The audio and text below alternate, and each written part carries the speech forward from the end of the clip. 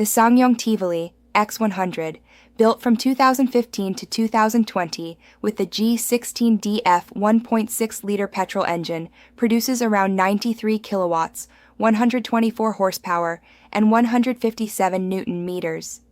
This naturally aspirated inline-4 features DOHC and VVT, and comes paired with either a 6-speed manual or a smooth and reliable 6-speed ASIN automatic, available in both FWD and AWD. The engine uses a long-lasting timing chain and requires servicing every 12 months or 15,000 kilometers. It holds about 4 liters of fully synthetic 5W30 or 5W40 oil, meeting ACA A3/B, 4 or C3 specs. Owners report good reliability with few major issues, though the engine can feel a bit underpowered compared to modern turbocharged alternatives, needing higher revs for stronger performance.